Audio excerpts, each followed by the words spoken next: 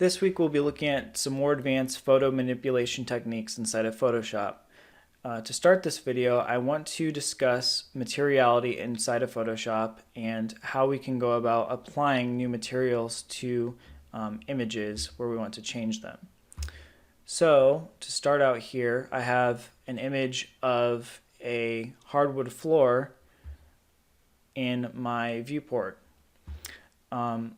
Now this is a material, we would call that material, but the technical term for what we are looking at is a texture. Okay, so whenever we're finding images to apply to our photos, if it's a new material, basically what we're looking for is a texture. Okay, so for example, this would be called a wood floor texture. All right. Now, whenever we're selecting textures, there are some things that we need to be aware of to make sure that they're going to be appropriate for what we are trying to do. So one of the first things that we need to be aware of when we are finding a texture online is it needs to be what's known as seamless. Okay, so this example that I am showing here, this is an example of a non-seamless texture. Another term for that is the texture repeatable. Okay, so let me jump over here to this example really quick so I can kind of explain this.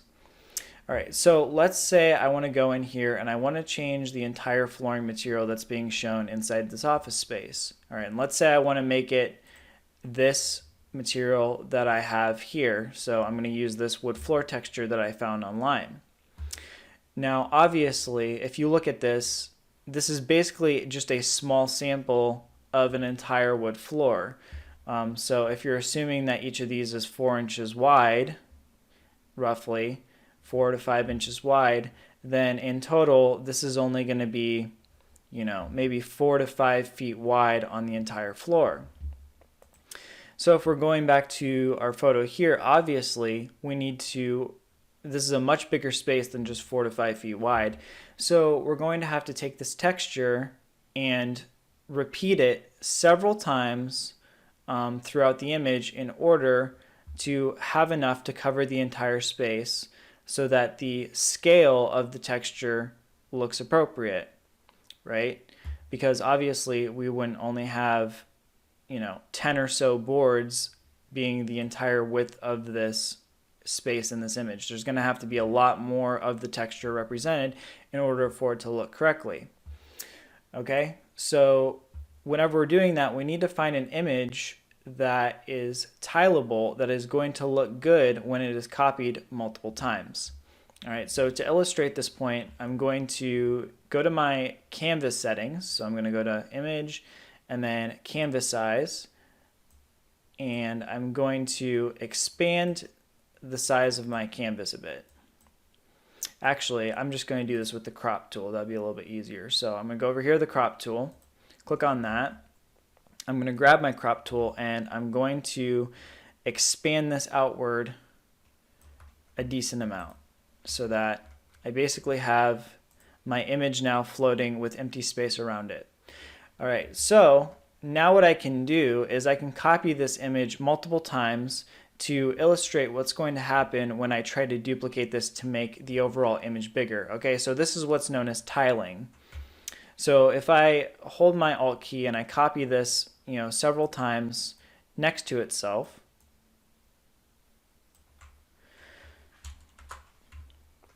when I zoom in here,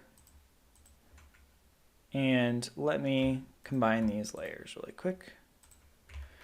All right, so when I zoom in here to get a good look at what I'm doing, you can see every time I've duplicated this image and it butts up to itself, it doesn't look very good. We can see a solid line of where the images are meeting one another. All right, so obviously this doesn't look very natural, and we don't want, if we do this several times, the problem is just going to get worse. We're going to see this line repeated multiple times throughout the image. Okay, so let me do that a few more times.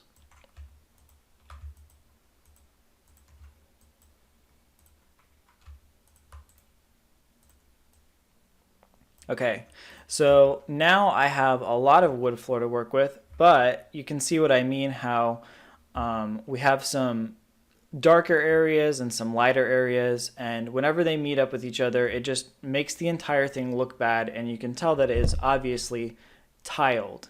Okay, so to combat this, what we want to do is when we are finding images online to use for our materials, we want to find what's known as a seamless texture. Okay, and that's a term that you can search whenever you're looking for something online, but we want to find seamless textures that we can use. So now I'm going to give you an example of what a seamless texture looks like. All right, so let's go over here, this one. This one is an example of a seamless texture. So I'm going to do the exact same thing. I'm going to use my crop tool and I'm going to make my canvas a little bit bigger. All right. So now whenever I duplicate this image and butt it up against itself,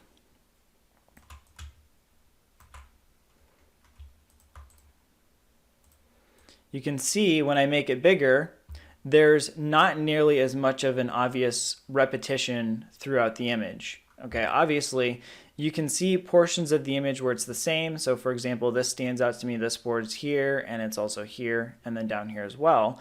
But we're not having any of the obvious lines running through the image. And the reason for that, if I undo this, is because the image is made in such a way that when you butt another one up to it, okay, so if I get in here really close, you can see what's happening here.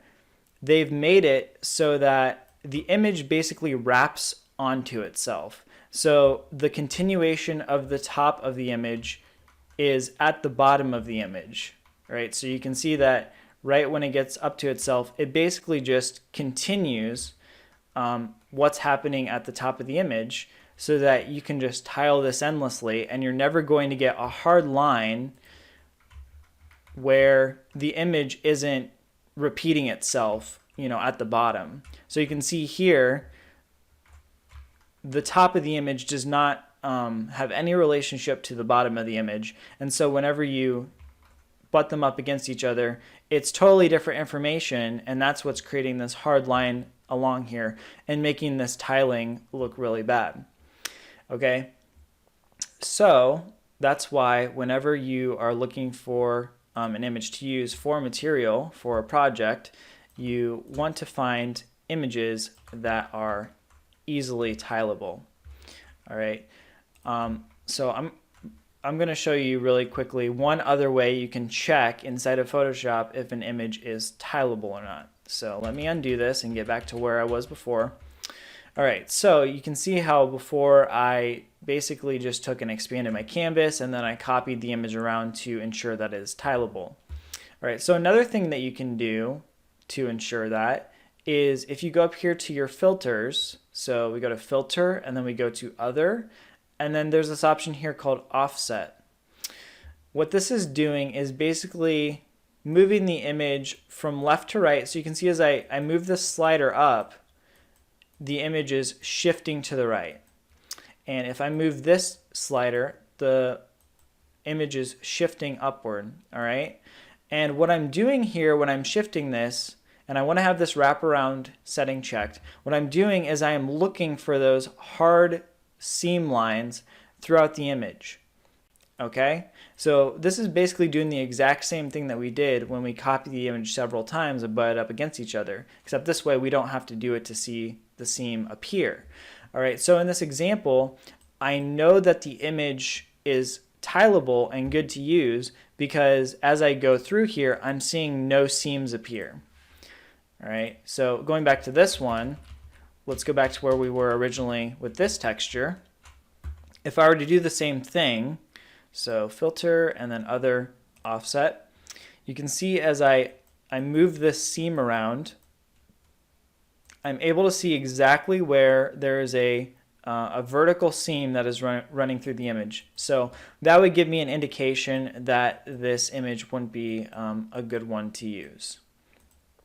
Now, an image like this might be okay to use, for example, if you have a small space or you're putting on this, if you're putting this on a small surface where you're never going to need to tile it and duplicate what's going on, then obviously you could use this image because you're never going to see a seam where it's butting up against itself.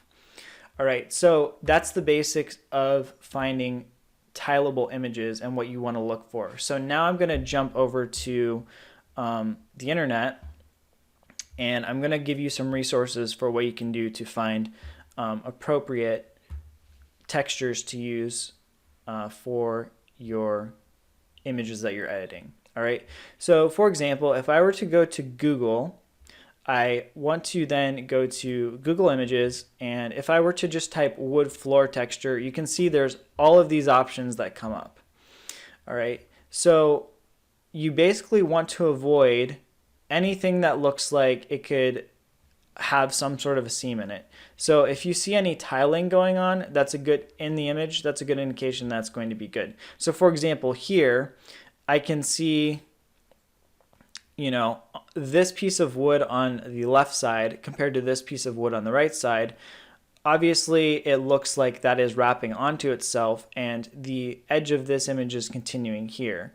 All right, and so if we look at even more areas of the image, there's even more evidence to support that this one's probably good. But obviously you'd have to check it. So what you want to do is whenever you're searching for a good texture, you want to just use the word seamless to filter out options that, you know, wouldn't be seamless. So these ones that have seamless on them are usually going to be good. Another thing you want to be aware of is the resolution. So a lot of the times these images are really small and they're really low quality, and you probably don't want to use them because whenever you pull them into Photoshop, if they're too poor of a quality, they're not going to look very good, obviously. There's not going to be much detail in them. They're going to look fuzzy. So you really want to find an image that has a good resolution. And the way that I do that is I like to filter out my search settings. So if I were to go in here to my settings, actually under tools, and then click on size, you want to find ones that are large. So that by default is going to filter out anything that's really small and probably a bad resolution. All right, so if I were to click on this one, it's not a great image, but you can see here at the bottom, 894 by 894.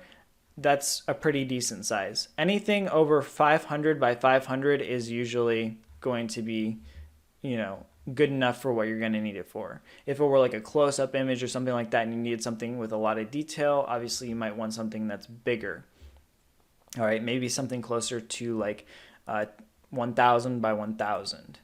Okay, so this is one option for finding seamless images online, is just going to Google and typing in, you know, what you're looking for and then adding seamless to it. All right, and then you can go in here and you can filter it out by different settings. Now there are also a lot of websites that you can go to that have a great library of these textures already there. So this is one that I like, and this is one that I encourage you to use whenever you are having to find, you know, materials for whatever your project is. So if you were to go here, this site is called SketchUp Texture Club, and this is just a really great website because it just has a huge library of different textures that you can pull in, and you know, for the most part they're seamless. So if I were to go here and then go to textures, we can scroll down and we can look through the different categories that they have. So backgrounds and landscapes, nature elements, materials, and architecture. So if I were to go here to architecture, we can then filter by the different, you know, types of materials that we're looking for. So let's say I wanted a wood floor from here. If I click on that, I get even more options. And let's say I want this parquet medium. I can go and see what seamless textures they have in here for seamless flooring. All right, and you can see they have all kinds of pretty good options made. If you click on them, they look pretty high quality and realistic. And you can see that they're seamless by default. Like, it'll tell you that it's seamless, and you can zoom in and get an idea of how that looks. And the default resolution is 1024 by 1024 pixels. So that's a pretty decent size to start out with. That's about like a medium resolution image. It's going to have pretty decent detail associated with it. Now, something that I would recommend, and this is what I actually did when I was in the program and I was in school, is I had a membership to this site, and I think a membership for like a year is only like $10. But what that does is it gives you access to really high resolution versions of these textures. So here, this is the free user one. If you just make an account as a free user, anybody can download this texture. The high resolution versions that are going to make the textures look even better and more clear, like I said, these are behind a paywall, and I think it's only like $10 for a year to subscribe and get access to those. But in my opinion, it's really worth it. Especially going forward, we're going to use sites like this a lot more, like next semester when we get into rendering, 3D modeling and rendering. This is going to be an invaluable resource for you guys because you're going to have to find textures for when we're doing 3D modeling. Like, it's just a very integral part of the workflow for rendering. Okay, so I would definitely recommend you look into this website and maybe purchase a subscription. But it all really depends on what kind of work you're doing. For this class, it's going to be more than sufficient just to use like a smaller texture. But for your studio assignments, if you're doing anything that requires Photoshop and you need to apply materials and things like that, you might want to go ahead and bite the bullet and just get a subscription so that you can get access to like really good looking materials. Okay, but this site has a huge library, and you can go through on your own and you can kind of look through what they have. They just have so much stuff and they're always adding, and it's just a really good site. Okay. So that's what you need to look for whenever you're finding a texture to use. Now there's other sites too. So I think CG Textures, it's just called textures.com. If you were to go here to textures.com, this is sort of the same thing, and they have their own library of textures that you can kind of go through, and you can get free versions of them, or you can purchase ones on a case-by-case basis. All right. But yeah, you just want to find really good sites that have high quality textures associated with them. All right, so I'm going to go back to Photoshop.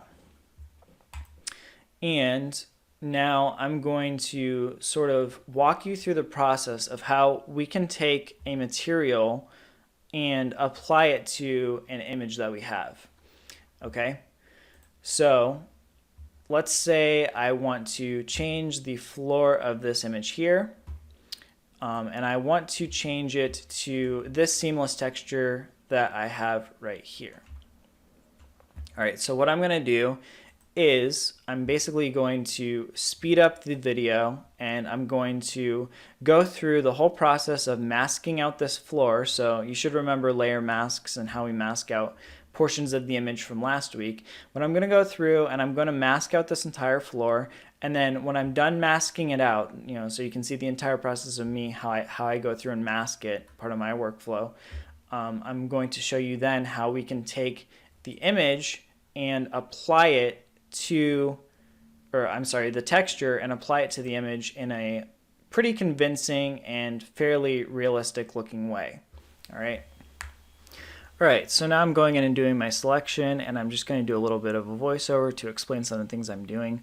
So you can see here, I'm going to be combining a lot of my different selection methods that I used in the previous lecture, along with a few new ones that I didn't cover in my video, but they should be covered in the LinkedIn Learning videos. So if you see any that you've never used before or aren't familiar with how they're used, you can easily go to the LinkedIn Learning videos and you can see exactly how to use them.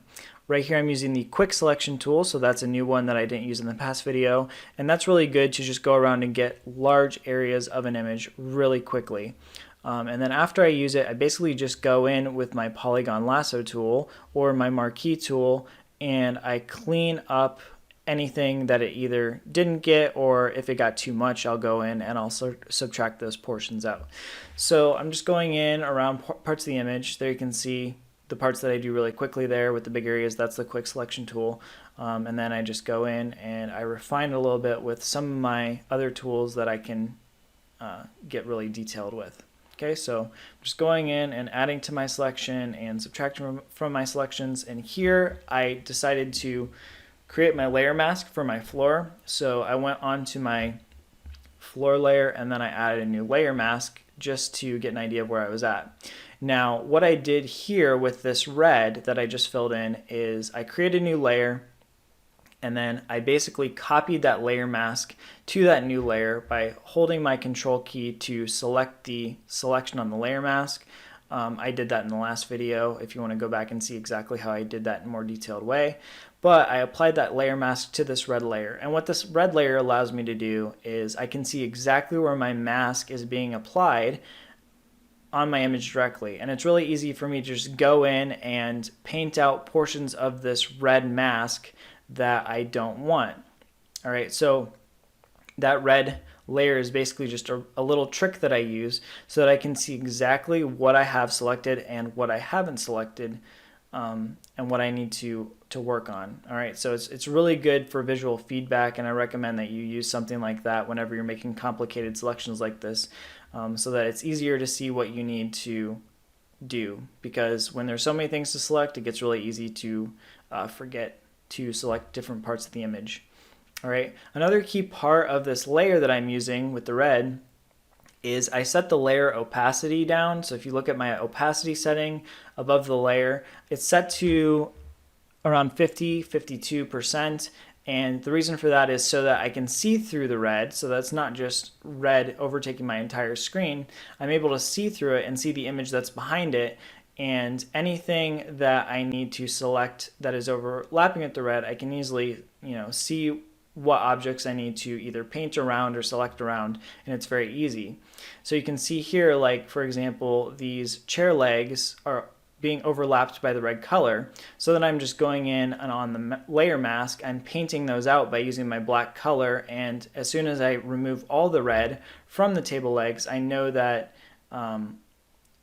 the selection is good. All right, so basically I just go in here and I switch between my red and white colors on the layer mask. I use my paintbrush tool with a nice soft brush, and I go around all the edges and I just make sure that everything is looking good as far as my red color that's overlapping.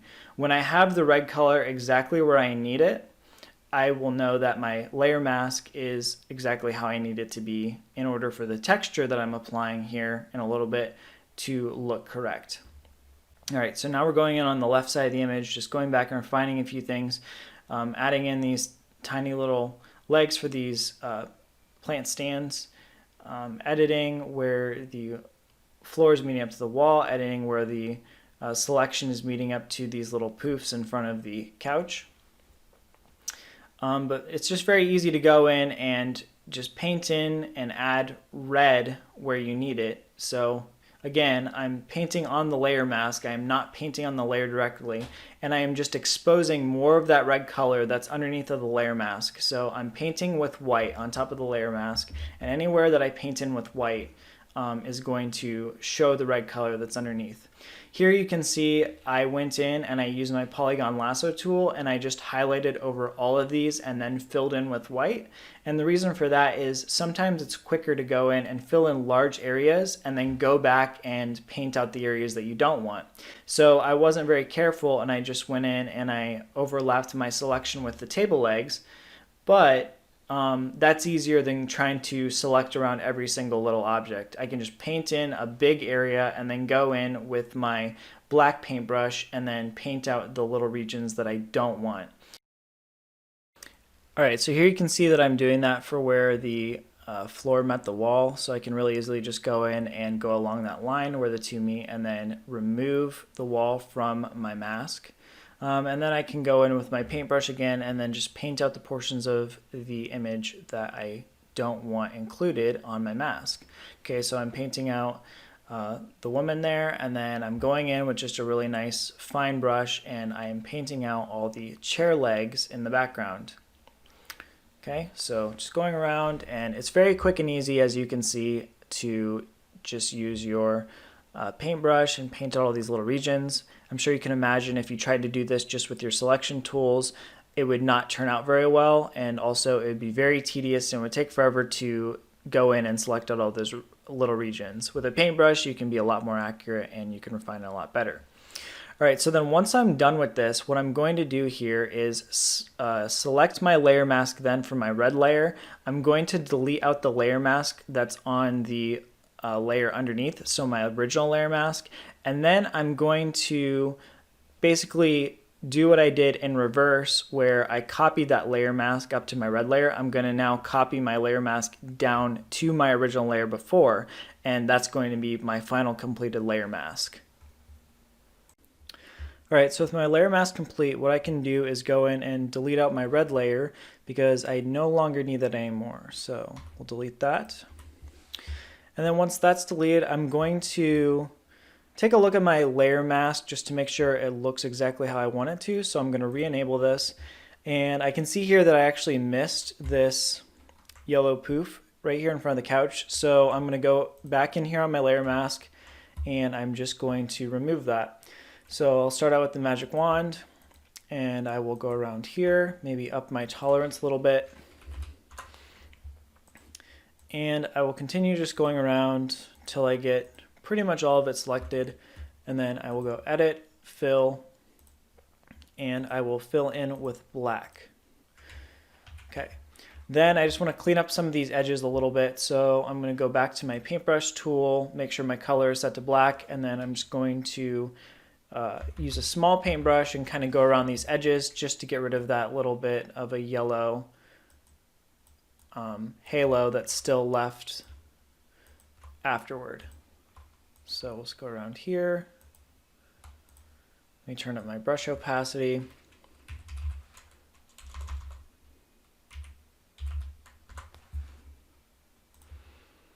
And we'll just remove some of this extra little bit of color that we didn't get.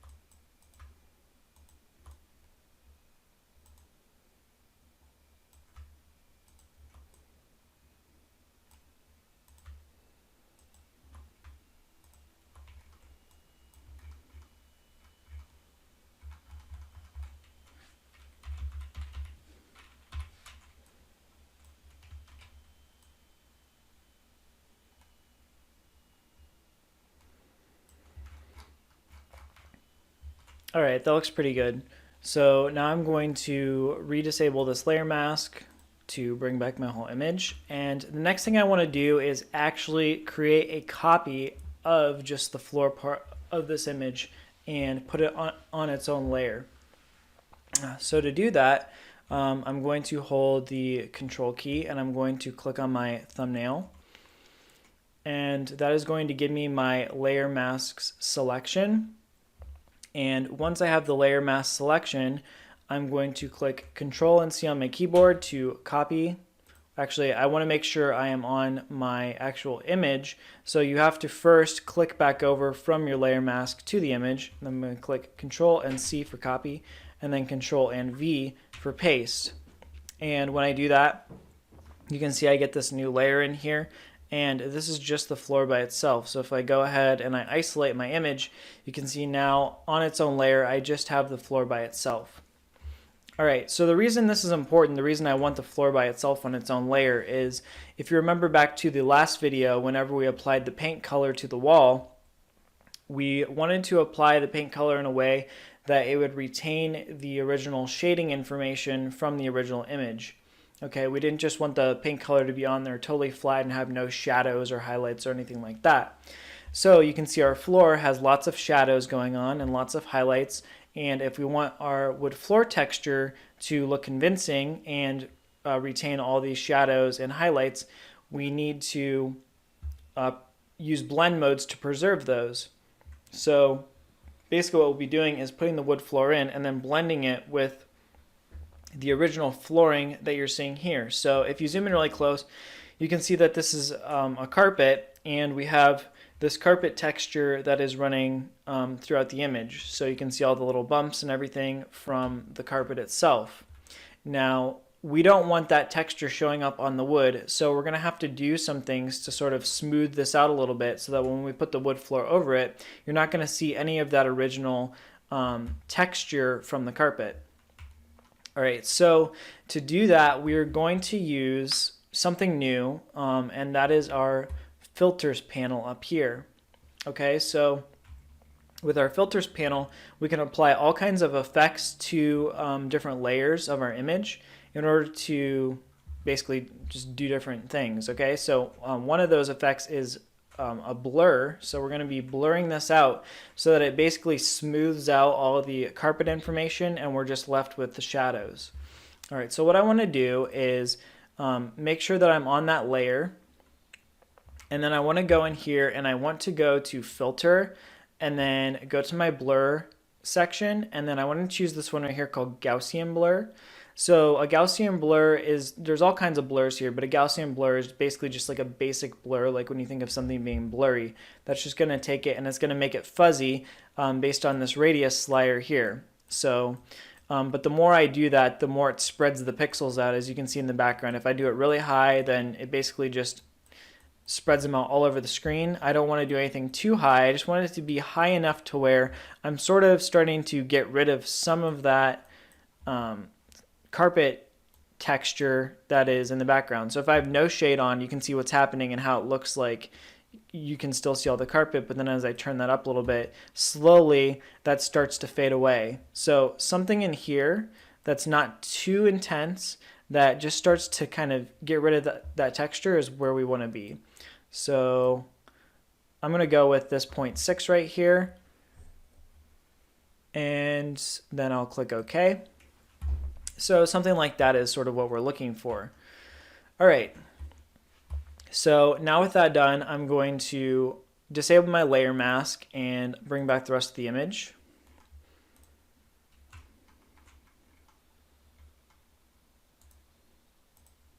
Okay.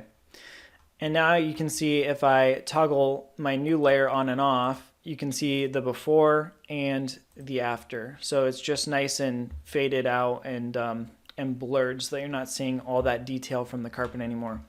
All right, so now with that done, what I want to do is go back to my wood floor texture, and I want to move this texture over into my window so that I can work on it and actually place it into the image and match the perspective of the image correctly.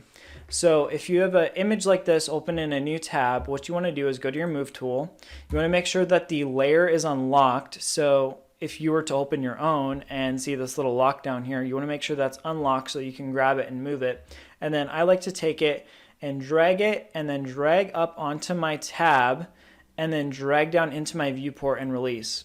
And that is going to place the image right in the center of my viewport for me. Okay, so once this is inside of my viewport, I'm basically going to start transforming this and getting the appropriate tiling and amount of the texture that I need to fill the entire image.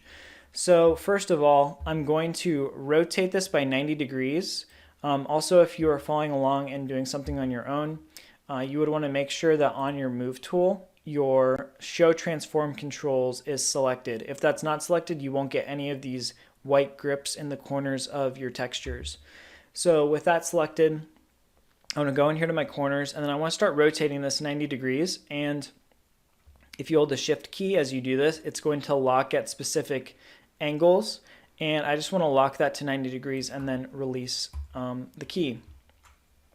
Okay, now what I want to do is go in and shrink this down a bit. So I basically want to shrink this down to where the size of the image, or like the bottom of it, would look appropriate for how close the camera is to the front of the flooring here. So I want to scale this up to something that's going to be reasonable for that distance. Okay, so I think something around in here probably looks okay. And then once I have that, I'm going to basically set it on my image, and then I'm going to start duplicating it because I want to fill the entire image with this texture before we transform it. And I want to make sure that I have enough texture to work with.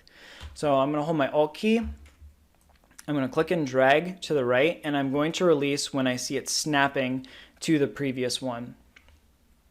So now if you look over my layers panel, as I do that, it's creating duplicates of the image on their own layers.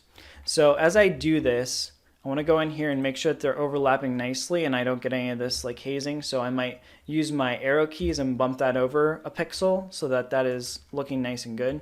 And then once they are positioned how I like them, I go over here to the right, I click on the top layer, and then I right click on my mouse and I click on merge down, and that takes the two layers and it merges them into a single layer so that I can work with them easier. So this is what I'm just going to keep doing. I'm going to do this a couple more times. So I'm going to move this over to the right and then zoom in here and then bump it to the left a pixel, and then I'm going to go in here on my layers and then merge down. So now you can see my image is basically all the way off the canvas on either side. All right, so that's important because when we start going in and messing with the perspective of this image to match what is being shown in our background image, we need to make sure that we have enough to work with, and you'll see why that's so important here in a minute. But now I'm going to take this and I'm going to copy it upward, do the same thing, zoom in, make sure that the tiling looks good. So move that down a little bit and then merge down. And then I will do that one more time. There we go. And then merge down.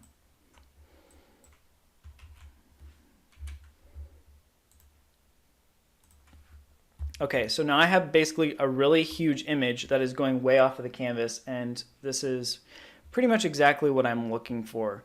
I'm going to move this all the way upward so that the bottom of my texture is aligned with the bottom of my image. And then what I'm going to do is I'm going to hide this temporarily. Okay. All right, so next I'm going to show you something called groups. So a group is basically exactly as it sounds. It just makes a folder that you can drop different layers into, and groups are really nice because they help keep your layer stack clean, but they also allow you to apply effects and masks universally to anything that you drop inside of that group. Okay, so I'm going to rename this group that I made, and I'll call that my wood flooring. All right, and then once I've done that, I'm going to grab my wood floor texture layer. I'm going to click and hold and drag that right on top of my wood flooring group. And then when I release it, you can see now it is indented, and you can see that it being indented means that it's inside the group. So if I were to toggle this little arrow, that would expand my folder, and it would collapse it. And when I click down on it, that expands it so I can see the contents of the group. Now I'm going to also add my flooring layer that I created earlier, and I'm going to put that in the same group, and then I'm going to drag it below. Once it's inside of my folder, I'm going to drag it below my wood floor texture layer. So I'm going to rename this one wood floor texture.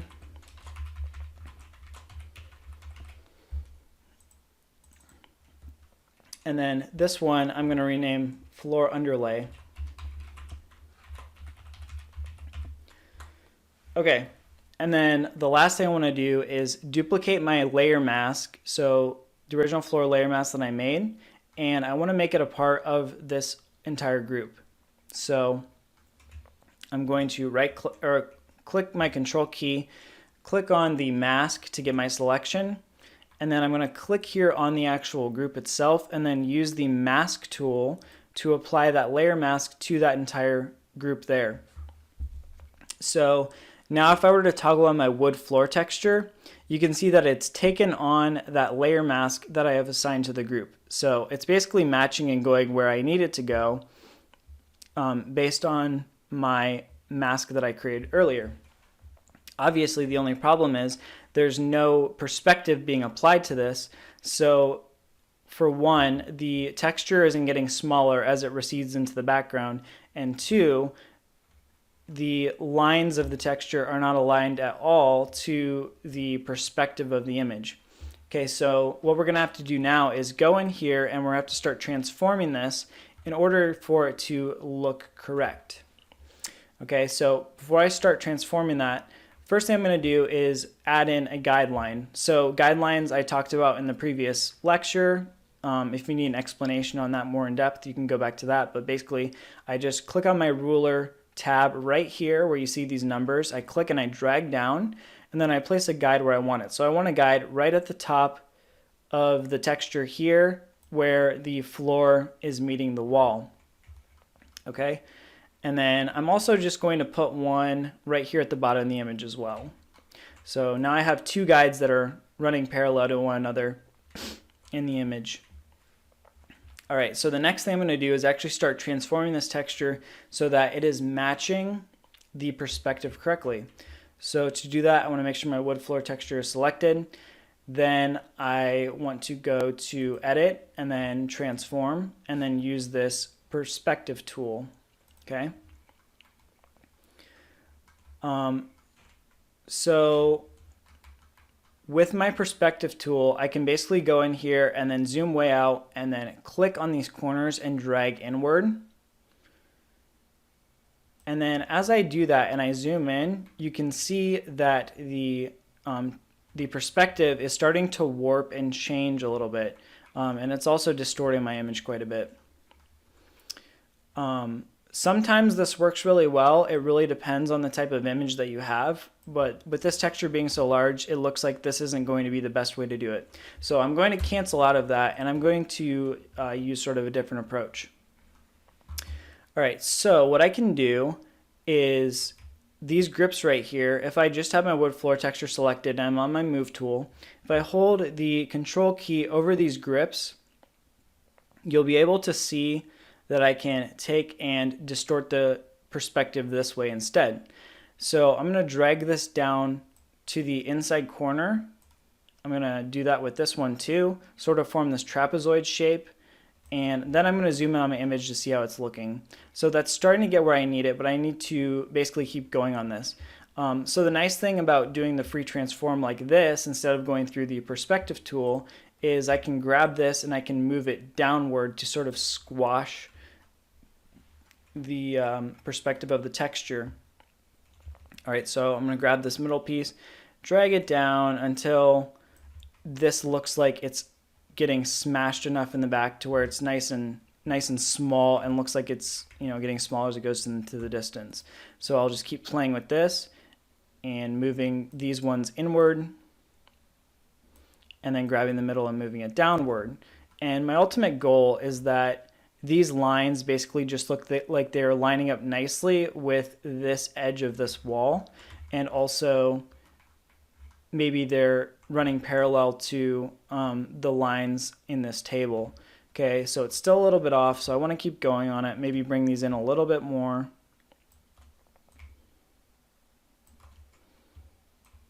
Move it down a little bit.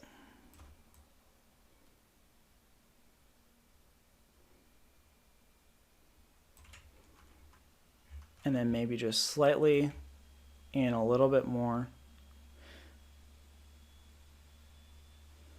Okay, so now you can see that is running nice and parallel to the edge of that table leg. And then if I check on this side, this is now running pretty parallel to the edge of that wall. Maybe just slightly and a little bit more, but that's pretty good how it is. So then if I hit enter to commit to that transformation, you can see now there is my final texture, and it's looking like it's running exactly with the perspective of the image, which is really cool. Before it was totally flat and it didn't look realistic at all, but now it actually looks like it's laying inside of the image since we matched the perspective. The only other thing I notice is we are missing a little bit of the texture over here.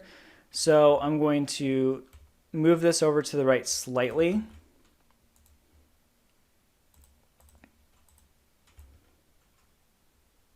And we'll see if I can basically stretch this enough so that I'm filling in the rest.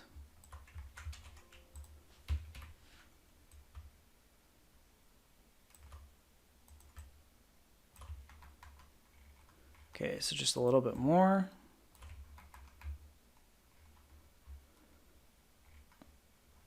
And that's pretty good.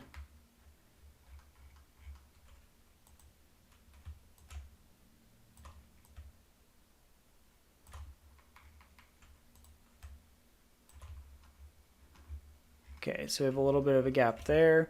This is a little bit finicky, and it's not always going to be this complicated. It really just depends. But this one is an example where you just have a lot of flooring going on. Something I'm going to do back here is actually use a different tool to fill this in. So if you have a missing area where you can see I'm missing a lot of the flooring that's back here, a really good tool to use is the clone stamp. So what the clone stamp does, if I'm on my wood floor texture layer, if you hold the Alt key and then click on an area of the image. All right, so let me just disable this mask really quick. If I click on an area of the image, this is the area that I want to sample. And then I basically have a paintbrush that's going to duplicate that area anywhere that I want it. So I can basically click here now and I can drag to the right. Make sure that I'm on my right layer. Click here and then drag to the right. And that's going to paint that image in the areas that I don't have it. So I can just really easily do that to sort of fill in some of these spaces where the texture is missing.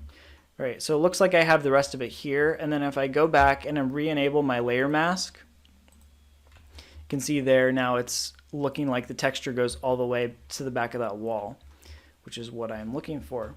All right, so that was a little bit complicated, but the end result looks pretty much the way that we want it. The next thing that I want to do is enable a blend mode on this layer so that I'm seeing the texture or the shading information on this floor underlay layer that's underneath of it.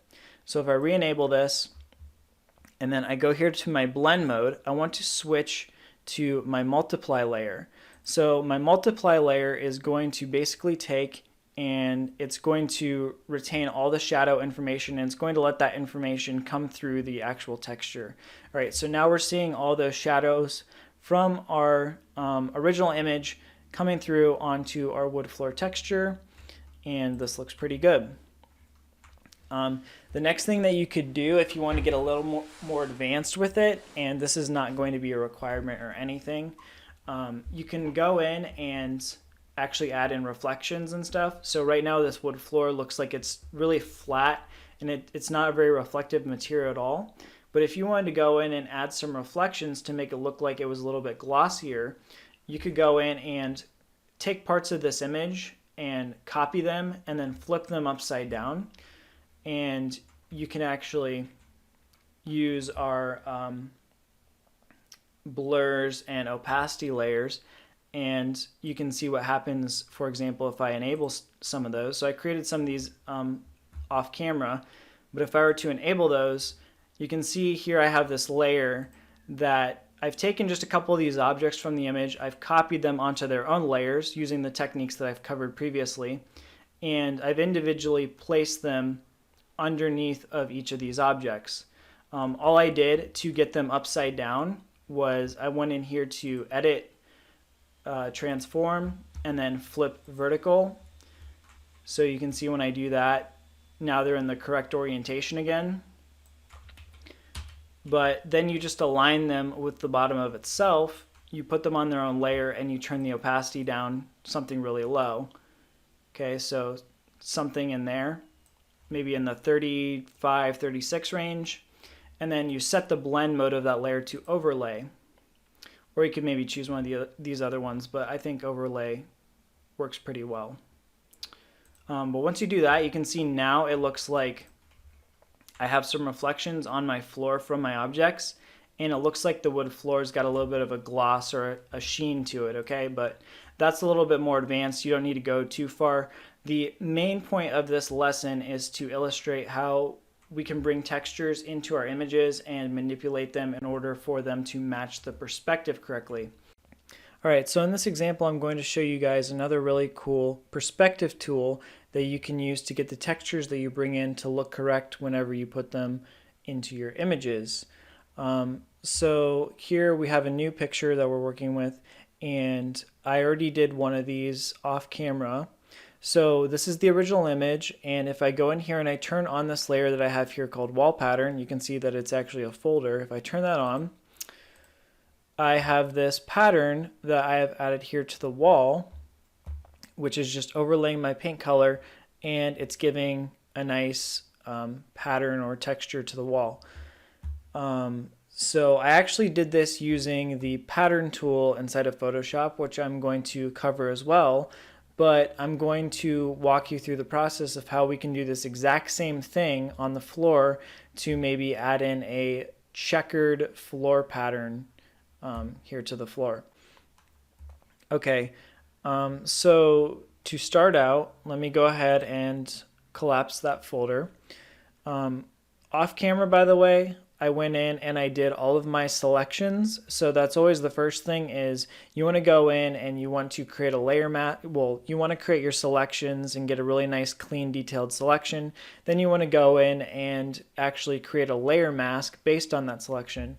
In this case, I find one of the easiest ways to do this is create a folder and then apply the layer mask to that folder like I did in the last example, and then any pattern or texture you want to add to the image, you just drop it inside of the folder, and then that mask will automatically get applied to it since it's within the folder. Okay, but if I were to click Control and then click on my layer mask, you can see exactly the selection that I had created and what the mask is based on. All right, so then I went in and I did the exact same thing for this floor here. So if I click on the floors layer mask, you can see there's my selection for my floor. It's all nice and masked out. Okay, so right now I have nothing inside of my floor folder as indicated because there's nothing below it that's indented. So what I'm going to do here is start adding in my texture for my floor pattern. So what I did is I went online and I just went on Google and I typed in checkered floor pattern seamless. Okay, and I found a really good clean image of just a checker pattern. All right, what you want to do is, if you have a pattern like this, you want to take it and you want to open it into its own window. And then from there, what you can do is hold your control key to select and then click on the image thumbnail. And let me cancel out of this. All right, so let me undo that really quick. Let's do that again. Hold control and click on the image thumbnail, and then that's going to give you a selection of the entire image itself. All right, once you have the marching ants going around the edge of the image, you can go up here to edit, and then there's this little button here called define pattern. And then you can just name this like checkered pattern, for example. All right, so doing that, basically what we have done is we have defined a new pattern that we can use to fill in regions inside of Photoshop, okay? So if I were to just hide that layer for a minute and then create a new blank layer above it, now if I go to edit and then fill, and then when I'm in my fill dialog box, if I drag down on the content section, I can choose this pattern option. And you can see here that I can define now a custom pattern, and that checker pattern now appears in this list. So I can click on the checkered pattern, click OK, and it'll automatically fill in with that pattern. All right, so another really cool thing that we can do is, let me go ahead and fill this in with just solid white really quick. So I'm going to go in here and choose white and then click OK. All right, so with that set to white, we also have a pattern overlay layer effect. Okay, so we used layer effects in the last lecture to add shadows and things, but there's a layer effect that is called pattern overlay. If I were to select that, you get this dialog box here, and it's sort of the same thing with the fill, but now we can choose our pattern. So if I go back to the checkered pattern, and the cool thing about this is we can define a scale. So I can drag on the slider and I can make that pattern as big or small as I want it to, and it's really easy to just dynamically scale it. Okay, so keep in mind pattern overlay. We're going to be using that here in a minute. All right, so I'm going to go back to my example. All right, so we're back here inside of our image, and what I want to do is create a new layer inside of my floor pattern folder that I created. So click on my folder, click on new layer, and then this one I'm going to call my checkered pattern. Okay. All right, so what I want to do here now is fill this in. So I'm going to edit and then fill, and I just want to give this a solid white color for now. So I'll go ahead and click on white. All right, so now what I've done is just filled in white, and it's gotten rid of the floor underneath it, right? Because it's just filled in on top of it. All right, so now this is where I'm going to be using my layer effect that I created previously, and the actual pattern is going to be applied using the pattern overlay layer effect. Okay, so if I go in here now and I go to effects, and then I go to pattern overlay like I did before, and then I choose my pattern, I'm just going to leave it at this scale for right now, because you're going to see later on we'll be able to scale this to the right size that we want, but I'm just going to set the default and then leave it like this. Okay, so now we have our pattern in here, but obviously it's not matching perspective correctly. So what we're going to do now is we're going to convert this to what's known as a smart object. So a smart object is basically an object that retains, you can modify it, you can use your transform controls on it to distort perspective and stuff like that, but it's going to retain our layer effects and pattern overlays and stuff. It's a little bit confusing, but this is the only way that we can do it and still retain the ability to modify the scale of our patterns once they're in perspective. So basically what you want to do is, at this point, you can right click on your layer, and then you can go to convert to smart object. Okay? And when that's done, it basically collapses all those layer settings, and now the layer looks like this with this little icon down in the corner. Okay? So we're just going to leave this like this for right now, and the next part is actually distorting this to match the correct perspective. So I'm going to show you guys a new tool that is a little bit easier to do this than what I did with the wood floor in the last example. All right, so with my checkered pattern selected, I want to go up here to edit, and then we want to find this tool right here called perspective warp. All right, so I'm going to click on perspective warp, and then I want to go on my pattern here and click near this corner here, and I'm just going to drag out a square size. So somewhere in here where this is meeting this edge up here, and it's roughly square, somewhere like that, I think it'll be fine. And then when that's done, I'm just going to let that go. Okay, so now I have this little like square that's on my viewport there. And then at this point, what I want to do is go up here to where it says warp and click on that. Okay, so now that that is selected, what you want to do is drag these points around. And you can see as I drag the points, it's altering the perspective of the image, sort of like I was doing in the last example. Okay, but I just want to drag these points out to where my lines here on the side are matching the lines that I'm seeing in the image. So I want to match this to the edge of that wall and the edge of the floor right there.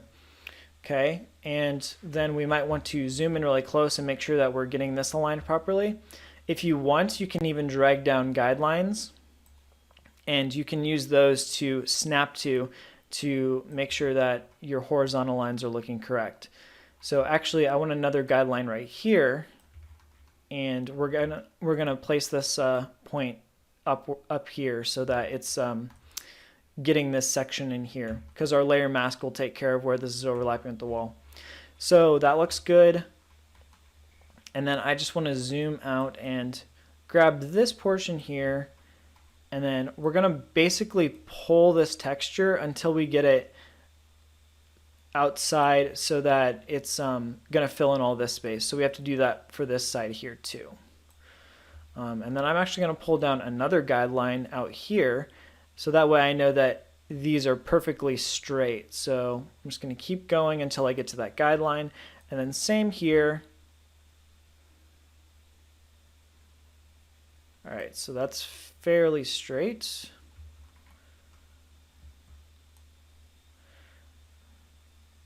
And then we're just gonna drag this to where it is matching our wall.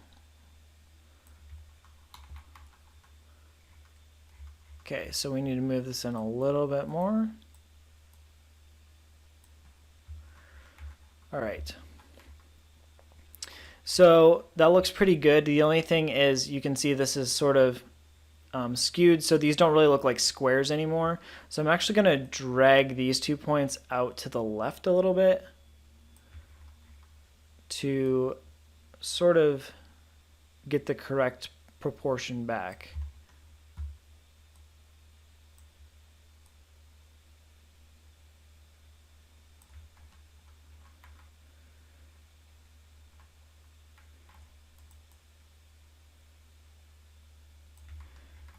Okay, something like that I think looks pretty good. And then when we're done, we just want to hit enter to confirm, or you can go up and click the check mark.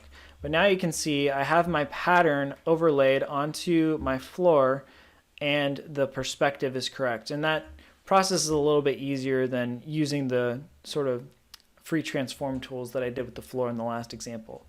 All right, so now that that's done, the reason that these smart objects are really handy is because what we can do is we can double click on them. So if you remember, I have my smart object and it's got that little icon down there. If I double click on the thumbnail of my smart object, that's going to take me to a new window called checkered pattern PSB.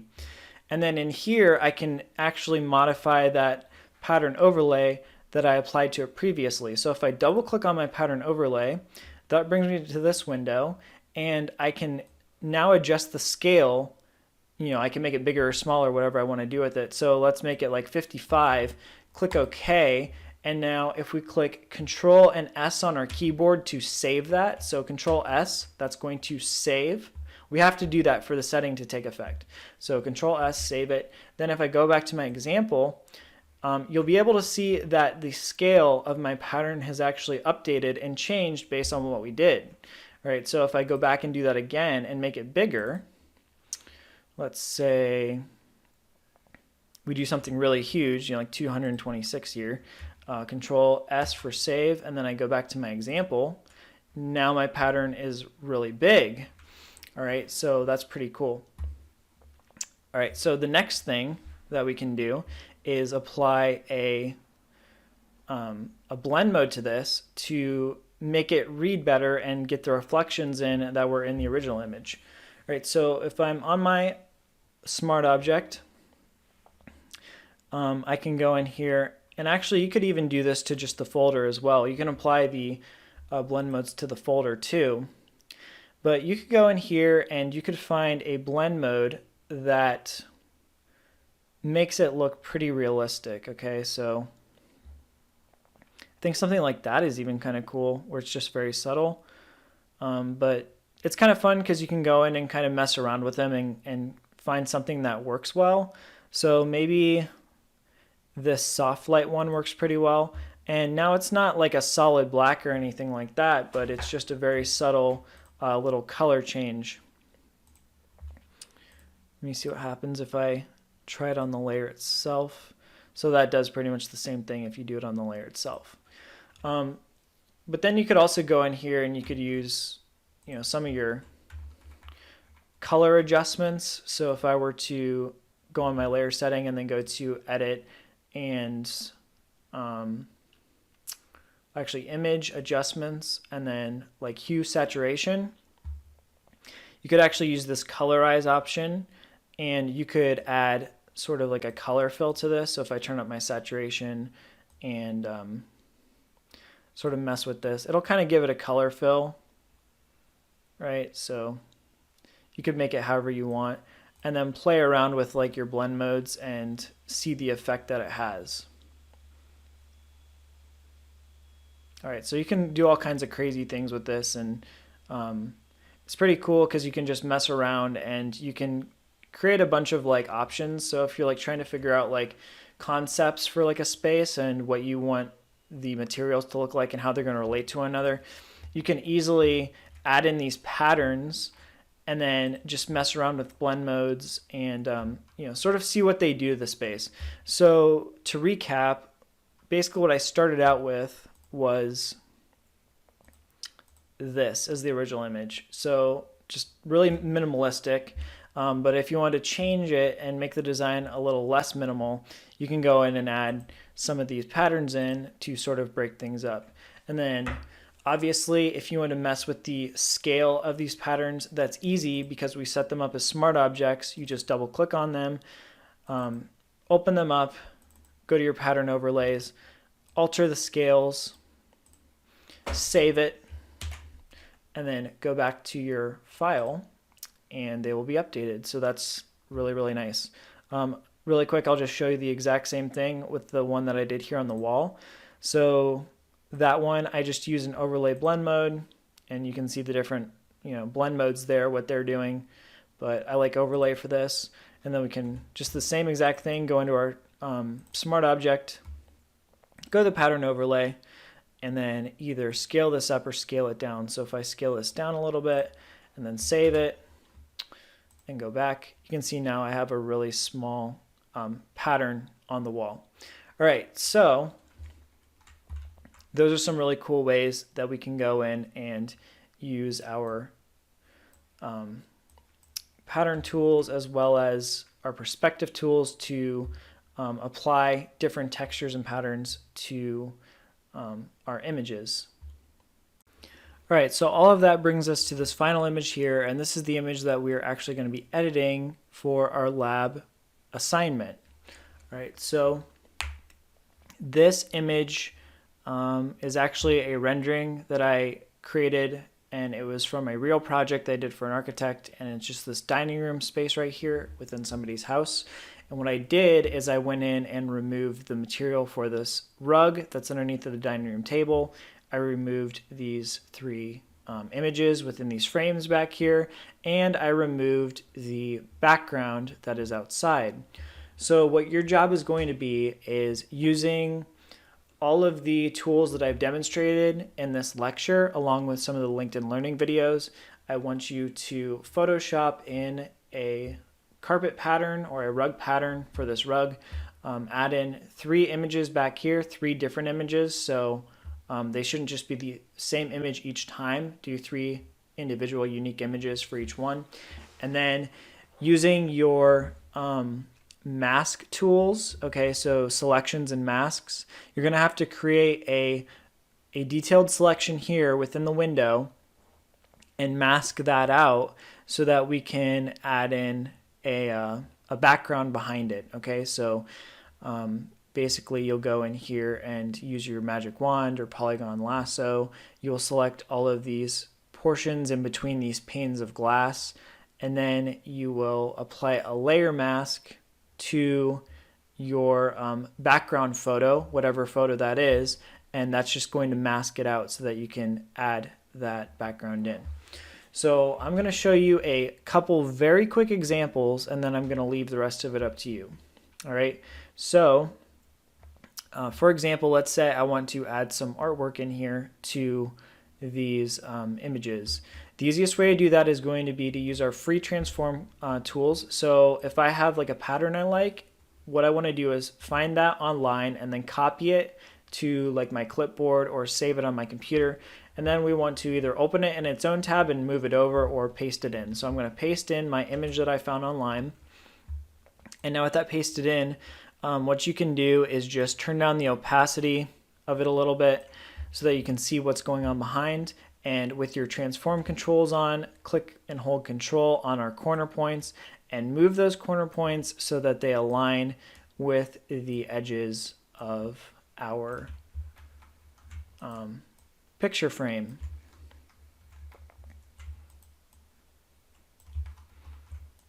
Okay, just like that. Then we hit enter to confirm, make small adjustments here and there, and then turn our opacity back up when we have it how we like it. All right, then you can go in and you can add a maybe a blend mode if you want to alter the shading of it a little bit, but something like that is perfectly fine. So you just want to go in here and add in 3 unique images using that free transform control that I just showed you. That's going to be the easiest way to do that. So 3 different images for each one. All right, so the next thing you'd want to do is find a reasonable background image, and you'd want to go in here and create a new folder. That's probably the best way to do it. That's how I like to do it. So we're going to create a group here and then call that background.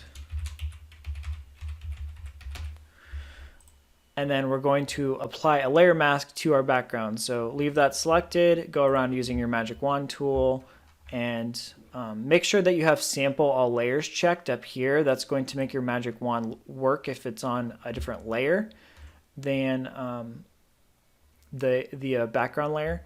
So go in here with your magic wand and go around, make sure contiguous is checked as well, and just start selecting your panes of glass.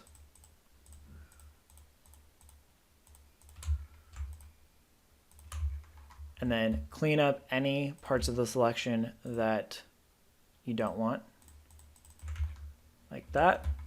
And then once you're done with your selection, click on your layer mask to apply that to the folder. Now all you have to do is paste in or copy in your background image that you have chosen. So I'm going to paste in my background image now. So now you can see I have an image within the folder, and it looks like there's an outdoor here, but I just have to move it around correctly. So I can grab that background image now and I can move it upward a little bit, and I could even mess with like the I could distort it a little bit, mess with the perspective if I wanted to.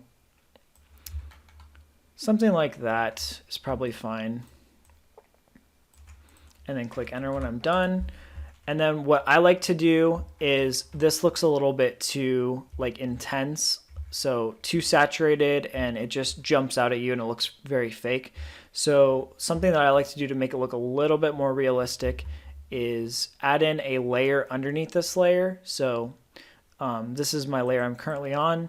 Click a new layer and then grab it and put it underneath of that layer. Fill in your new layer with white. Okay, so when I turn that off, this is just pure white now, whereas that's what it was before. So now it's pure white. And now you can go back up to your scenery layer and you can turn down the opacity just a little bit. And that just helps to make it look like there's some glass there and it's just a subtle little background. You could even go in here too and use your blur filter. So if I were to go here and go to filter and then blur and go to my Gaussian blur, I could turn up that blur just a little bit so that it's not nearly as sharp outside there and it just looks a little bit better. And then one last little trick that I haven't showed you yet is making this mask look a little bit cleaner. So right now you can see that it's very sort of harsh, and it's not the best. Like if I turn it off, you can see there's some detail that we are missing within the mask whenever we turn it on. So what we can do is click on our layer mask on our folder, go up here to Image, Adjustments, and then Levels. And then we're going to get this little Levels Adjustment dialog box.